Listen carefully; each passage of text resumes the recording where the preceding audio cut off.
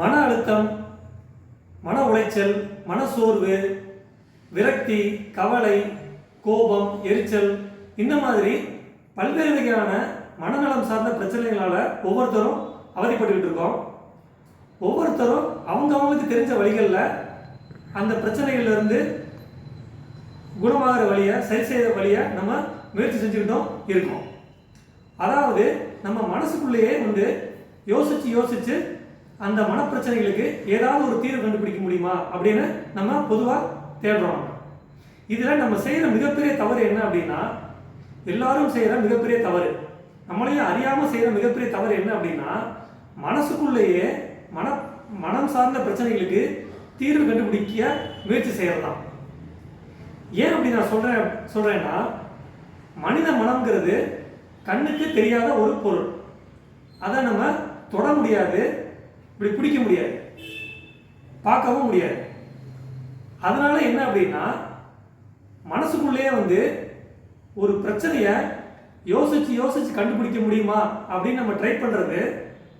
அதை எதோட கம்பேர் பண்ணலாம்னா, ஒரு வளையம் இருக்குது, அதாவது ஆரம்பமும் முடிவும் இல்லாத ஒரு வளையம். அந்த வளையத்துக்குள்ள நம்ம சுற்றி வந்துக்கிட்டே இருக்கிற மாதிரி யோசிச்சு ஒரு மனசுக்குள்ளே யோசிச்சு ஒரு நம்ம மனச்சிக்கல்களுக்கு ஒரு தீர்வு கண்டுபிடிக்க முடியுமா அப்படின்னு நம்ம முயற்சி செய்கிறது. அப்போ என்ன ஆகும் அப்படின்னா, அந்த வளையம் எங்கே ஆரம்பிக்குது எங்கே முடியுதுன்னே தெரியாது, சுற்றி ஒரே இடத்துல வந்துக்கிட்டே இருக்கணும். அப்படி யோசிச்சு என்ன ஆகும் அப்படின்னா, ஒரு கட்டத்தில் நம்ம உடம்பும் டயர்டாயிரும், நம்மளோட பிரெயினும் டயர்டாயிரும். அல்லது ஒரு சந்தர்ப்பத்தில் நம்ம மனப்பிரச்சனைகளுக்கு மனசில் ஒரு விடை தெரிஞ்ச மாதிரி இருக்கும், ஒரு சொல்யூஷன் கிடைச்ச மாதிரி இருக்கும். பட் கொஞ்ச நாளைக்கு தான் அது நிலைக்கும். திருப்பியும் நம்மளோட மனச்சிக்கல்கள் மேலே வர ஆரம்பிச்சிடும். அதற்கு மனசுக்குள்ளேயே சுற்றிக்கிட்டே இருக்கிறது ஒரு விடையே கிடையாது, ஒரு சொல்யூஷனே கிடையாது. அதனால உங்களுக்கு எந்த விதமான மனநல சம்பந்தப்பட்ட பிரச்சனைகள் இருந்தாலும் அதற்கு தயவு செஞ்சு மனசுக்குள்ளேயே தீர்வு கண்டுபிடிக்க முடியுமா அப்படின்னு ட்ரை பண்ணாதீங்க. அதை மனசுக்குள்ளேயே அந்த பிரச்சனையை க்ளோஸ் பண்ண முடியுமா அப்படின்னு முயற்சி செய்யாதீங்க. அது சாத்தியமே கிடையாது. அது திருப்பியும் உங்களுக்கு மனச்சோர்வாக கொண்டு போய் விடும். ஸ்டார்டிங்கில் உங்களுக்கு ஏதோ நல்லா இருக்கிற மாதிரி ஒரு ஃபீலிங் கிடைக்கும், பட் உங்களுக்கு காலப்போக்கில் விரக்தியை தவிர வேறு எதுவும் மிஞ்சாது.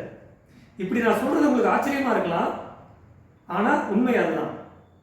அப்போ இப்போ உங்களுக்கு வர கேள்வி என்னவா இருக்கும்னா, அப்போ மனப்பிரச்சனைகளுக்கு மனசில் விடை தேடாதீங்க, பதில் தேடாதீங்க அப்படின்னா அப்போ வேற எங்கே போய் தேடுறது அப்படிங்கிறதா இப்போ நமக்கு மனசில் ஒரு ரைஸ் ஆகிற ஒரு கொஸ்டின். அதற்கான பதில் ரொம்ப ரொம்ப சிம்பிள், ரொம்ப எளிமையானதான். அதை யோசிச்சு பாருங்கள். அடுத்தடுத்து வரக்கூடிய ஒரு நல்ல சுவாரஸ்யமான வீடியோக்களில் நம்ம இந்த டாப்பிக்கை பற்றி நிறைய பேசுவோம். பயோ எனர்ஜெட்டிக்ஸ் அப்படிங்கிறது ஒரு புதுமையான ஒரு டாபிக், ஒரு புதுமையான சேனல். மறக்காமல் சப்ஸ்கிரைப் பண்ணிக்கங்க. நன்றி.